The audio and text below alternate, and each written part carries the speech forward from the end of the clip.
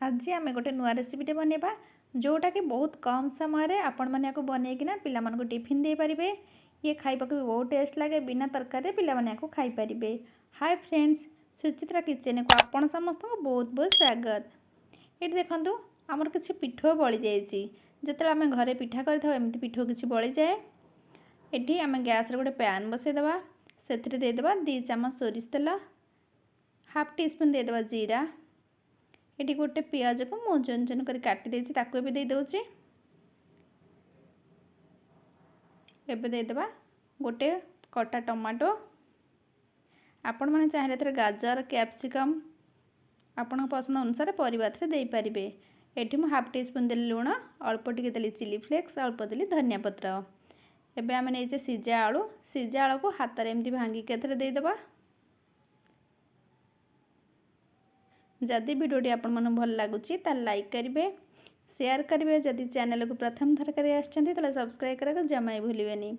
एबे सब भल है मिक्स करदे।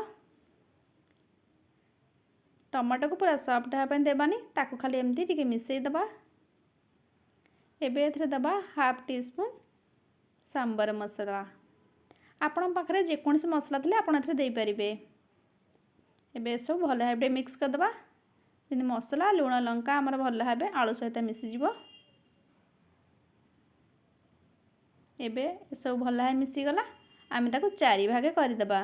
जदि आपण पैन आउटे बड़ थी आपण मैंने अधिका भाग तक एमती करें जेतिकीटा जगह हम। एबे आम जो पिठो नहींजे से पिठो को या ऊपर अल्प अल्प करके दबा।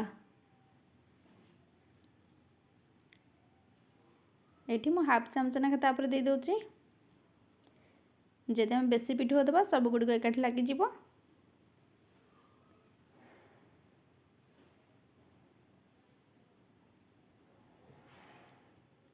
आपण मैंने निश्चिंत थर एमती घर ट्राए करेंगे। ये खाया को सतरे बहुत टेस्ट लगे। पिला माने भी खुशी आगो खाई पारे। टिफिन देले किसी भी खराब हेनी। एबे ताको मु कवर करदेवी टिके सीझापी। ताको 5 मिनट मु कवर करदेली। ता ऊपर देखो टिके टिके ड्राए हो गलानी।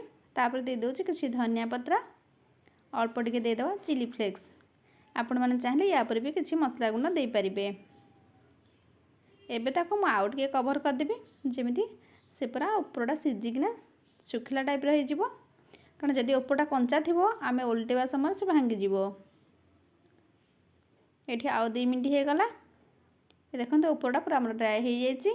एबे आम ताको ओल्टे देबा। केते सुंदर देखा देखु देखु खाया इच्छा हे। आपण मैंने आपको जेकोसी चटणी सहित खाई पारे ना एमती संध्या बेले टिफिन बनईकिना खाई पारे। एबे आमे ता ऊपर आउ टिके तेल देदेबा।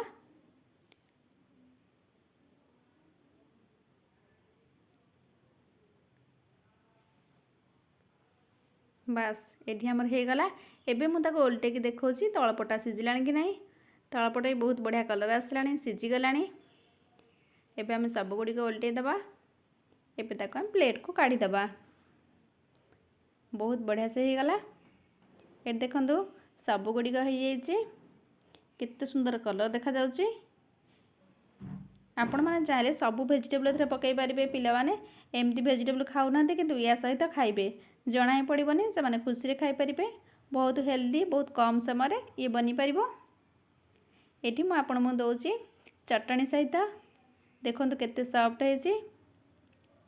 आपण एमती बनईकिना घरे खातु। आपन केमती लागला आपण अनुभव मो सहित शेयर करंतु।